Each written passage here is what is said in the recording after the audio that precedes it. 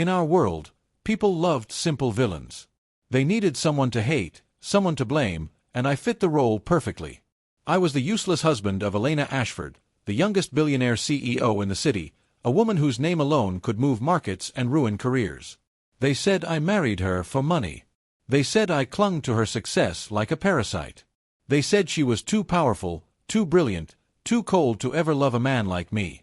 What they didn't know was that none of those rumors hurt as much as the silence inside our marriage. From the first year onward, our relationship felt less like love and more like a business arrangement that neither of us had the courage to terminate.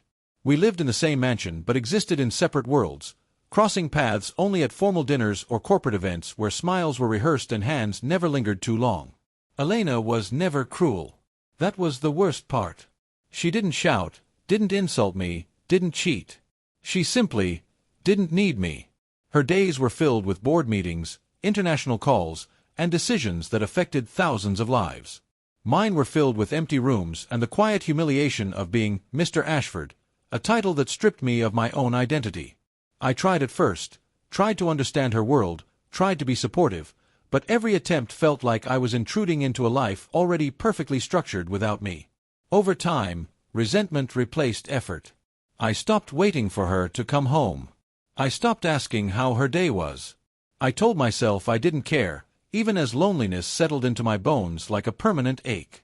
The final decision came quietly. No dramatic confrontation, no explosive fight. One morning, as sunlight poured into our bedroom and Elena adjusted her cufflinks with mechanical precision, I realized I didn't want to live like this anymore. I didn't want to be the shadow standing beside a woman who outshone everything around her. I contacted a lawyer that same day. The divorce papers were drafted efficiently, just like everything else in our lives. I told myself it was for the best, for both of us. She deserved someone who could stand beside her as an equal. I deserved a life where I wasn't constantly reminded of my own insignificance. When I placed the envelope into my briefcase, I felt strangely calm, cold, almost relieved. That evening, for the first time in years, we argued. Not loudly, but sharply, like two people finally acknowledging a wound that had festered too long. I told her she treated our marriage like a contract. She told me I had already emotionally left years ago. Her voice was controlled, but her eyes flickered with something I had never seen before, hurt. When she turned to walk away, heels clicking against the marble staircase, I felt a surge of bitterness and regret colliding inside my chest. I should have stopped her. I should have said something different. Instead, I stayed silent. The sound that followed was sickening. A sharp cry, then a thud that echoed through the mansion. I rushed forward just in time to see Elena lying at the base of the stairs, blood spreading beneath her head like a dark stain I couldn't erase. In that moment, nothing else mattered. Not the divorce, not the resentment, not my pride.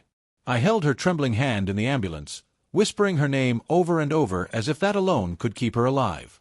The doctors worked quickly, efficiently, with the same detached urgency Elena herself used in boardrooms. When they finally spoke to me, their words blurred together until one sentence cut through clearly: "She survived, but there may be memory loss." Hours later, when Elena finally opened her eyes, I braced myself for the familiar cold gaze, the polite distance. Instead, she looked at me like a stranger. Her brows furrowed slightly, confusion replacing calculation. Then, softly, almost shyly, she asked, "Are you my husband?" In that instant, the divorce papers in my briefcase felt heavier than any guilt I had ever known. The villain husband, ready to walk away, suddenly stood frozen at the edge of a future he never imagined, one where everything had changed, and nothing could ever be undone. The hospital room smelled of antiseptic and quiet regret. Machines hummed softly around Elena's bed, their steady rhythm mocking the chaos inside my chest. She looked smaller than I had ever seen her, stripped of the sharp suits and unshakable confidence that once defined her. Her long lashes fluttered as she tried to make sense of the unfamiliar surroundings, her eyes repeatedly returning to me as if I were the only anchor in a drifting world. When the doctor explained her condition, temporary amnesia caused by trauma, Elena listened politely, nodding like a diligent student, but the truth was clear in her gaze. She didn't remember who she was, or who I was to her. To her, I wasn't the useless husband or the villain everyone blamed. I was simply the man standing closest to her bed. When the doctor left us alone, silence filled the room. In the past, silence had been our natural state, but this time it felt different, fragile, expectant. Elena broke it first. She smiled at me, hesitant yet warm, and thanked me for staying with her. That single sentence shattered something inside me. She had never thanked me before, not because she was arrogant, but because she had never needed reassurance. Now, she looked at me like I was important, like I mattered. I told her my name, my voice steady despite the storm inside my mind. She repeated it softly, testing the sound as if it were a precious secret. When she asked if we loved each other, my throat tightened. I lied. I nodded. And in that lie, I unknowingly sealed my own fate. Over the following days, Elena changed in ways I never thought possible. She asked simple questions about our life together: what food she liked, where we met, what kind of person she was before the accident. I painted a version of our marriage that was gentler than the truth, not entirely fabricated, but carefully edited. I told myself I was protecting her, that the truth could wait. She listened to every word with earnest attention, her trust absolute. The powerful CEO who once commanded entire rooms now depended on me to guide her through basic memories. She held my hand when she felt overwhelmed, her fingers curling around mine with unconscious intimacy. Every touch felt like a punishment I both deserved and craved. When Elena was discharged from the hospital, the doctors recommended a quiet environment, familiar surroundings to help her memory recover. Bringing her back to the mansion felt surreal. The same cold halls that once amplified our distance now echoed with her soft footsteps as she explored each room like a curious guest. She laughed when she discovered a hidden bookshelf, gasped at the size of the garden, and asked if we could eat together instead of separately. That night, we shared dinner at the same table for the first time in years. She talked about nothing important, random thoughts, fleeting emotions, but I listened like my life depended on it. For the first time, the mansion felt warm. Yet guilt followed me everywhere. The divorce papers remained untouched in my briefcase, a silent reminder of the man I had been just days ago. At night, while Elena slept peacefully beside me, because she insisted married couples should share a room, I stared at the ceiling, haunted by the truth. Was I allowed to enjoy this version of her? Was I stealing something that didn't belong to me? She trusted me completely, unaware that I had once planned to walk away without looking back. The irony was cruel.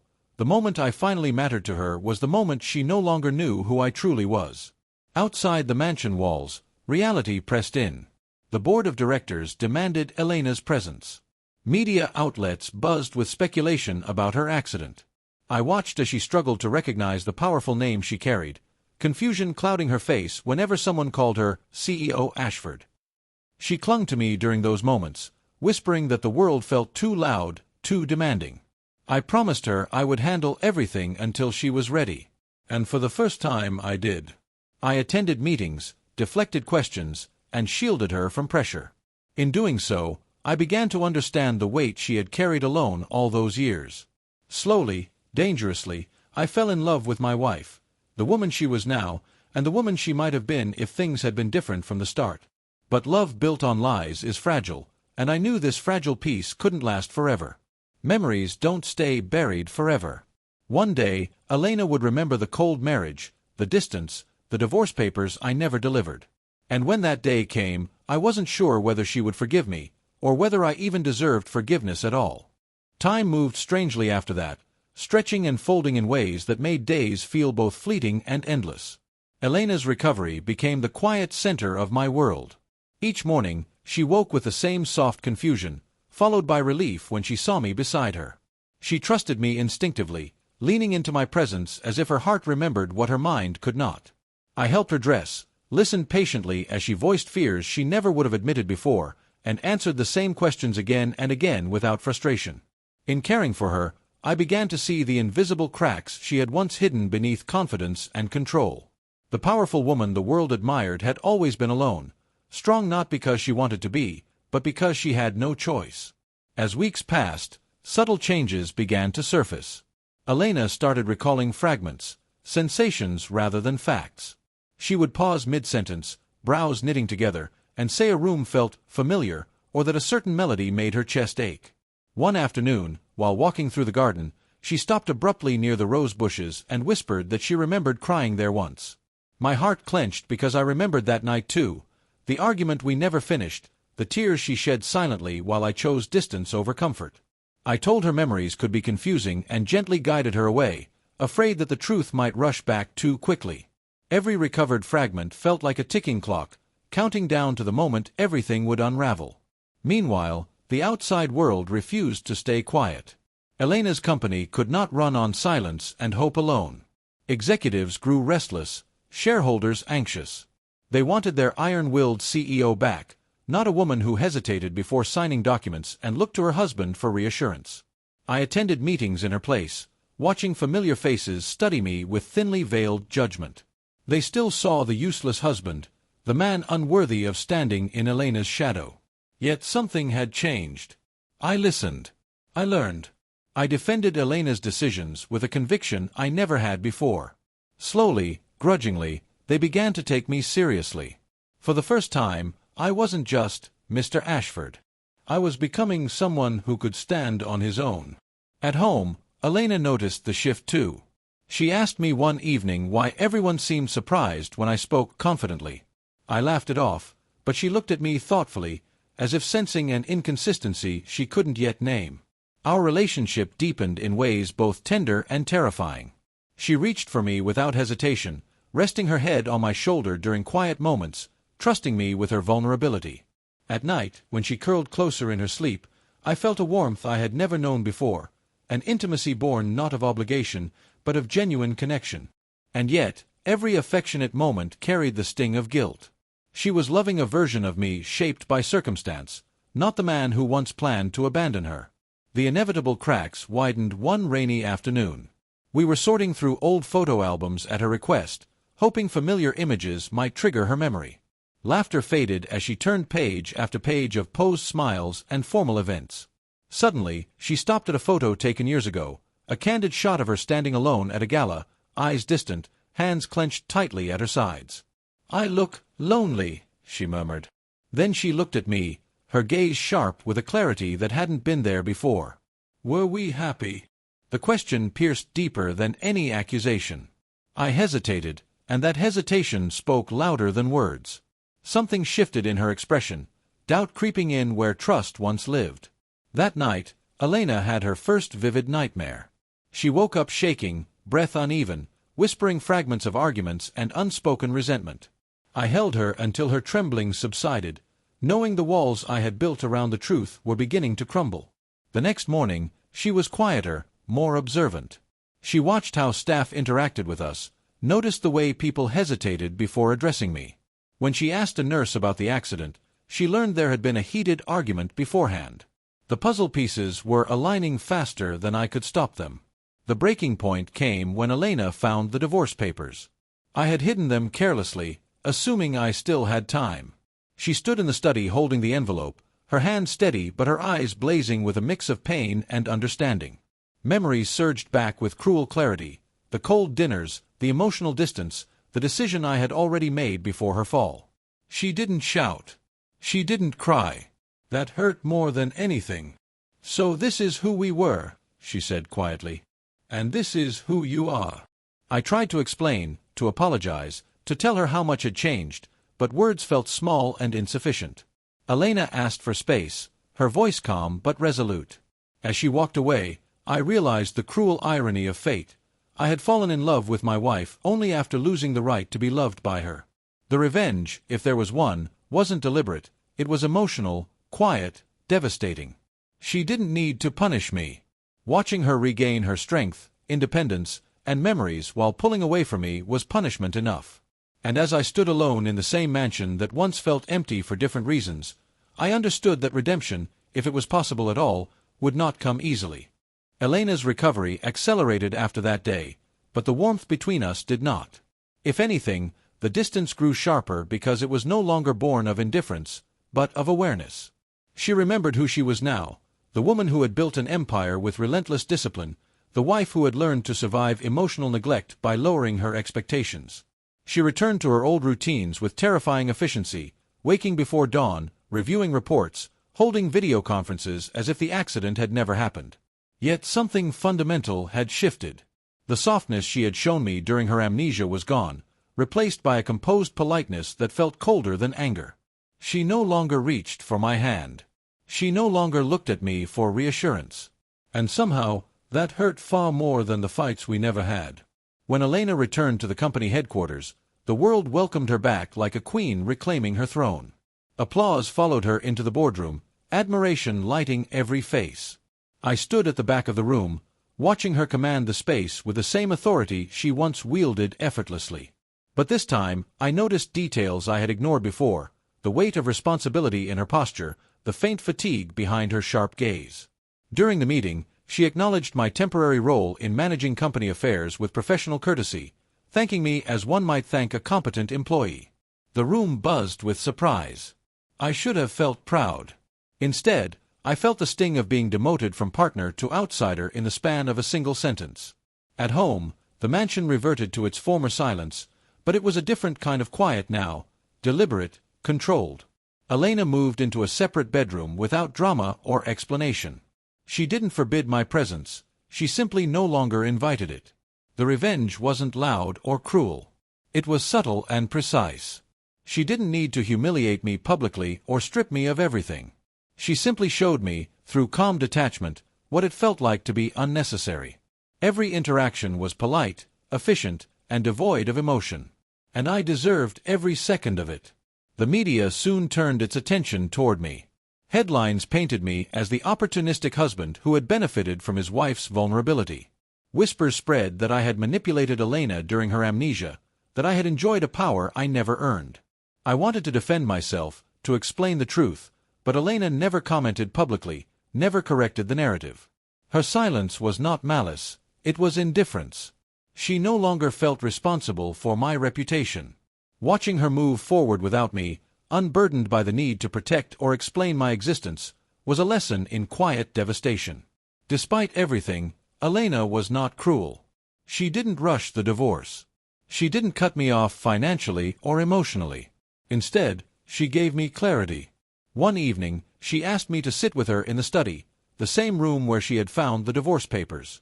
She spoke calmly, explaining that she didn't hate me, but she couldn't ignore the truth of our past.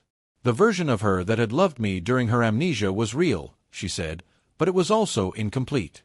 That love existed without the weight of betrayal and neglect. Now that she remembered everything, she needed time to decide whether forgiveness was possible or whether separation was the kinder choice for both of us. Her words left no room for false hope. This wasn't a plea or a threat. It was a boundary. For the first time, I truly understood the strength she had always possessed.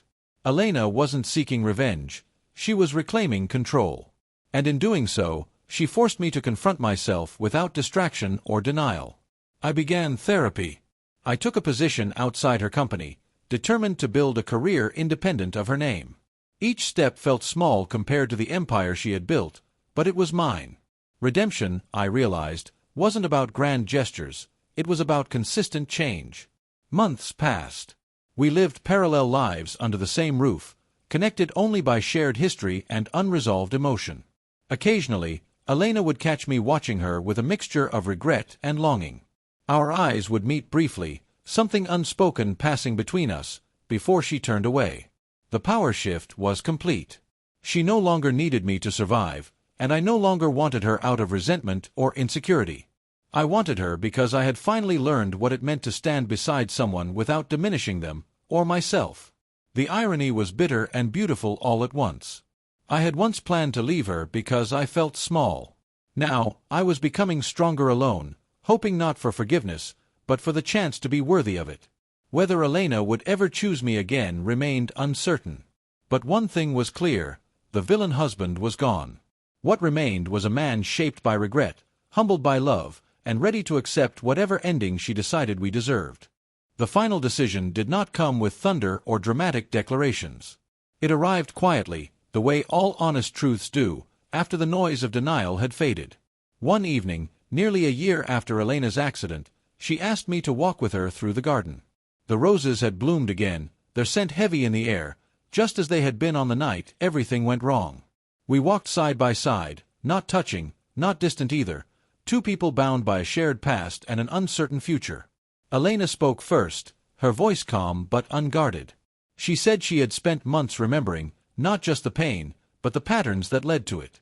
The emotional distance, the unspoken expectations, the silent disappointments.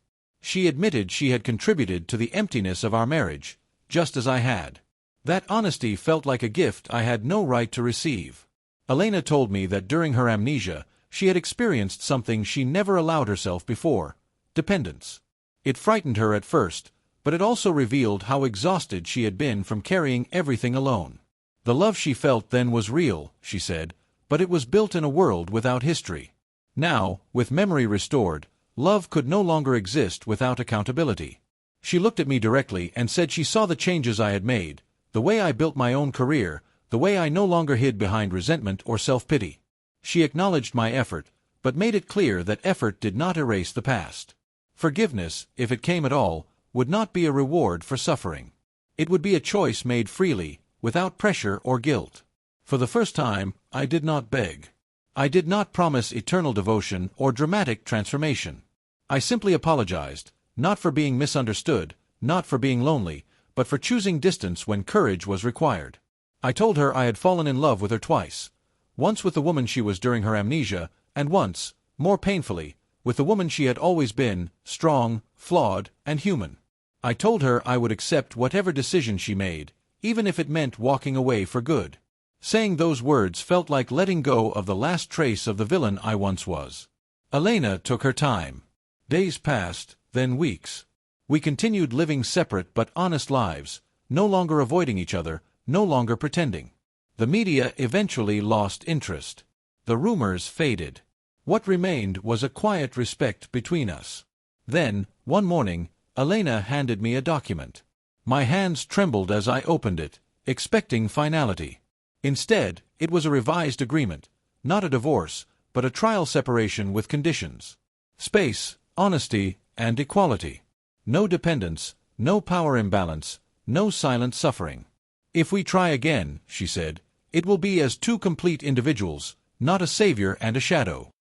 It wasn't forgiveness. It wasn't love reborn. But it was a door left open, and sometimes, that is the greatest mercy of all. As I moved out of the mansion temporarily, I realized the revenge I had once feared had already happened. It wasn't punishment or humiliation. It was transformation.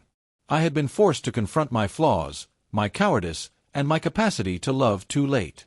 Elena had reclaimed herself without destroying me, and in doing so, taught me what real power looked like. She did not need to ruin me to win. She simply needed to choose herself. In the end, this was not a story about memory loss or accidents or villainy. It was a story about timing, accountability, and the quiet consequences of emotional neglect. Whether Elena and I would find our way back to each other remained uncertain. But one truth was undeniable: losing her, almost and then emotionally, had changed me forever. And if love had a second chance, it would not be built on illusion or fear, but on two people finally brave enough to face the truth together.